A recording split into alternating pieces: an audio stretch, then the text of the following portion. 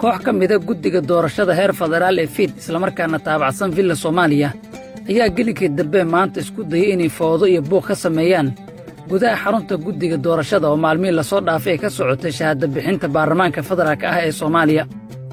siday noo xaqiijeen ila wareedyo ka tirsan guddiga doorashada xubnaha maanta tegay xarunta guddiga ayaa kala ah guddoomiyihii hore ee guddigaasi maxamed xasan cirro iyo xogiyihii hore ee guddiga cabdiraxiin xiirane labadaa nin oo aad ugu dhow villa soomaaliya ayaa markii ay tageen xarunta guddiga waxay guddoomiye muuse geelle u soo jeediyeen inuu joojiyo shaqada socoto ka dibna uu kala qayb galo shir degdeg ah oo ay ku soo bandhigayaan cabasho iyo dood ay qabaan guddoomiyaha guddiga ayaa ka cudur daartay soo jeedinta labada nin isagoo sheegay in aan lagu ballamin shir haddana uu ku jiro shaqo muhiim ah oo aan la joojin karin dadka aan la hadalna waxay sheegeen in wixii markaasi ka dambeeyey xafiiska guddoomiyaha uu ka bilowday buuq ilaa ay bannaanka u soo baxaan ciidamada midowda afrika ee amisom kuwaas oo ku qornaa ilaalinta hoteelka ee guddigan degganaayeen iyo sidoo kale xubnaha guddiga ee hoteelka ku jira ciidamada amisom ayaa la sheegay inay bannaanka u soo saareen guddoomiye cirro iyo cabdiraxiin xiirane iyadoo loo sheegay inaysan mar dambe imaan karin xafiiska shahaada bixinta ee guddiga doorashada ilaa xal loo helo buuqii ay maanta sameeyeen oo dacwad ka gudbiyey guddoomiyaha guddiga villa soomaaliya ayaa la sheegay inay ka welwelsan tahay tirada xildhibaannada ee shahaadada qaatay kuwaasoo ku dhow kooran buuxa oo samayn kara fadhi ay ku dooran karaan guddoonka baarlamaanka iyadoo aan weli shahaadada la siinin fahad yaasiin iyo dhowr xubnood oo kale oo qaarkood ay dib u celiyeen guddiga doorashada ee fiid madaxweyne maxamed cabdulaahi farmaajo iyo la taliyihiisa amniga qaranka waxay wadaan dadaal kasta oo lagu heli karo shahaadada xildhibaannimo ee fahad yaasiin xaaji daahir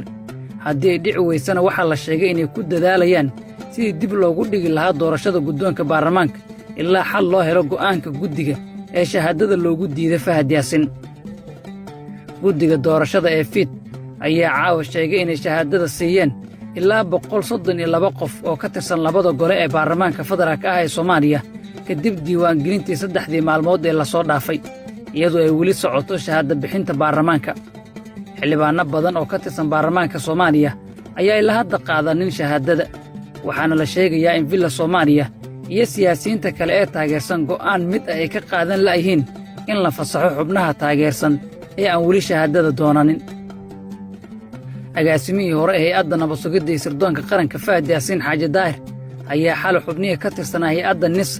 ee soo qaatay kuraasta xildhibaannimo wuxuu u fasaxay inay doontaan shahaadooyinkooda balse waxaa la sheegay in goor dambe oo isla xalay ah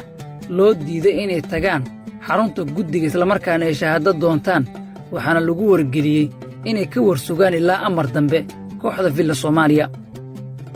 waxaa aad u sii xoogaysanaya khilaafka ka jira doorashada soomaaliya gaar ahaan shahaada bixinta guddiga iyo jadwalkii ugu dambeeyey oo buuq ka jiro